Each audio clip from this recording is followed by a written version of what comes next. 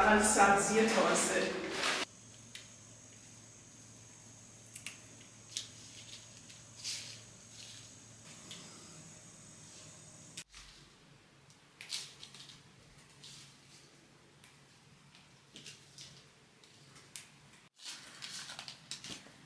پاک کردنش هیچ دردسری نداشت، خیلی تمیز بود.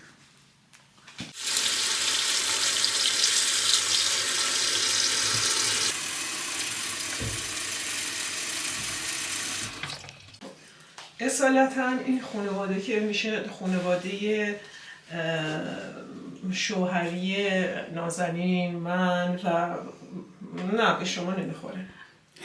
اینا اصلشون از سنگسرن و روستایی و دامدار بودن تو اون منطقه.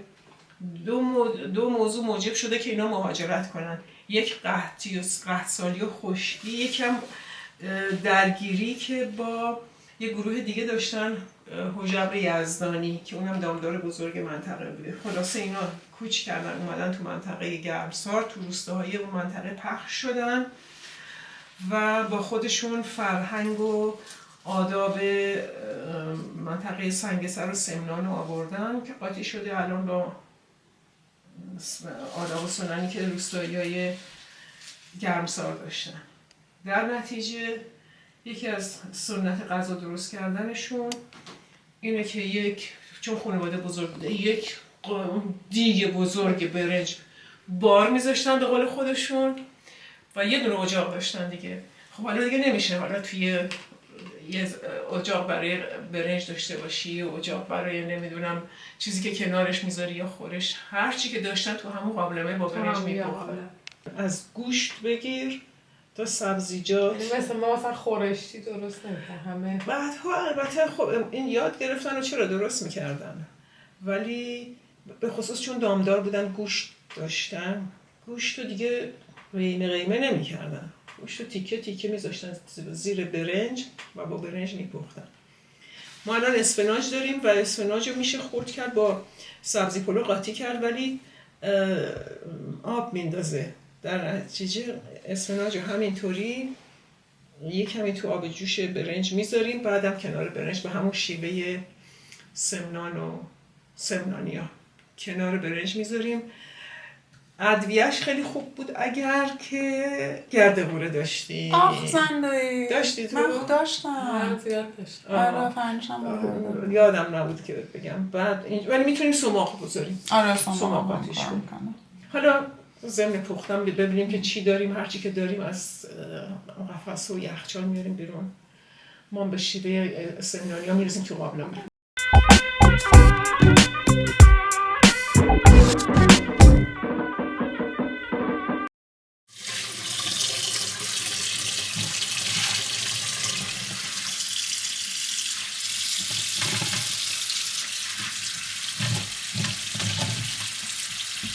اون وقتای خیلی خیلی دور حتی تو تهران به خاطر اینکه این سبزیجات رو توی مزرعه‌های درست می‌کردن که انواع اقسام کوتاه رو بهش میدادن، یادم رسم بود که سبزی‌ها رو توی پرمنگنات خیس می‌کردن، میذاشتن یه 20 دقیقه یه روی سبزی تو پرمنگنات باشه ضد عفونی بشه. لازم بود.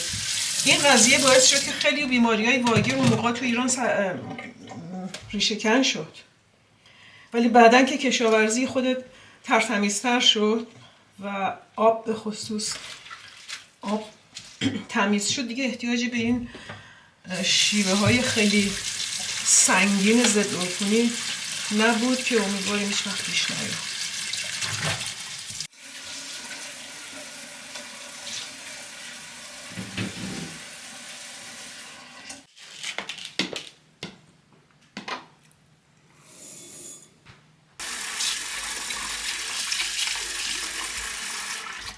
قبلا برنج باسماتی همه جا پیدا نمیشد.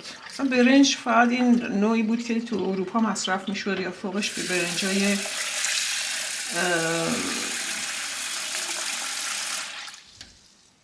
آسیای دور، چینی، ولی الان همه دیگه برنج باسماتی رو میشناسن و این نوع برنج دیگه همه جا شناخته شده است و محبوب ترین برنج در واقع.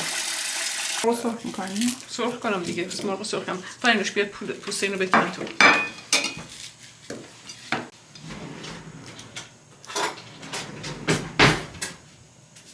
فقط روغن سرخ میکنی و با سیر. با سیر آره. نه بیاره همه تو سسش میذارم دیگه ساده ترین راهه.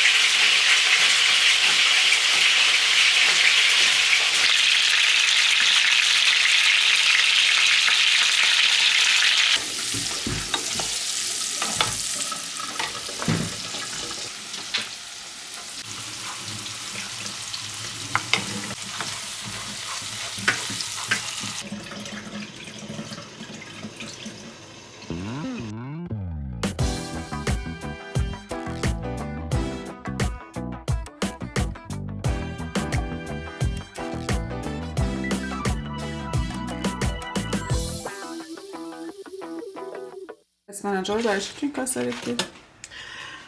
با آب جوش برنج نیمپز میشن دیگه.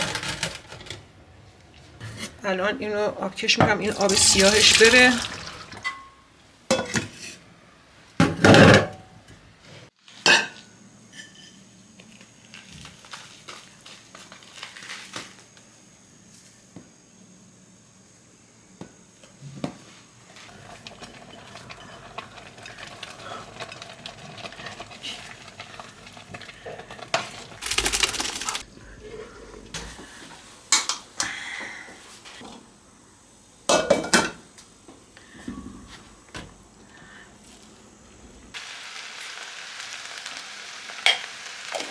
اسفناج خام بود، یه کمی گذاشتم توی آب برنج، یه کمی پخته. بعد بهش ادویه میذارم کنار برنج، چون گرد قوره ندارم. سماق،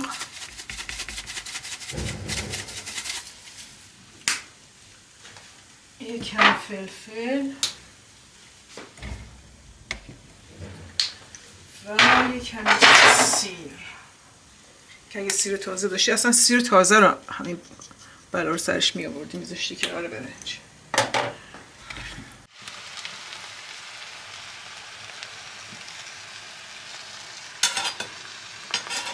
مخلفات دیگه از قبیل قیسی،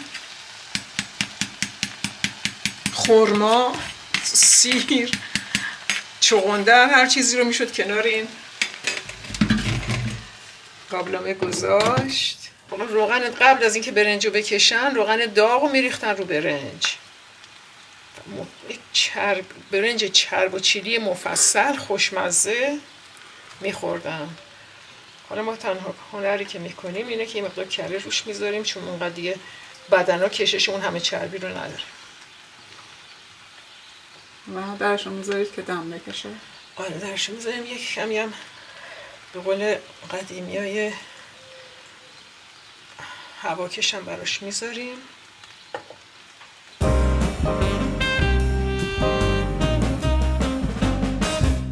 بهش چی میگن؟ آب حلیمو.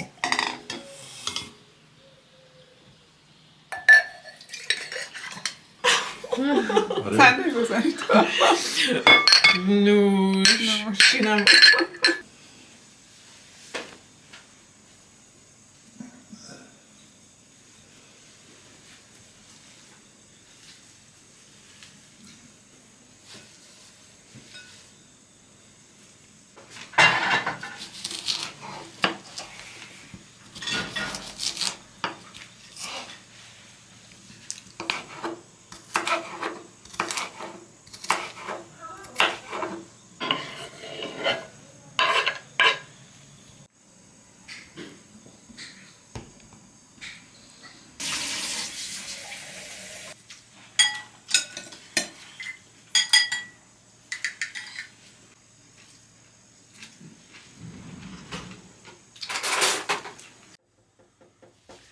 حالا تو میمونه که شما بخورید اول.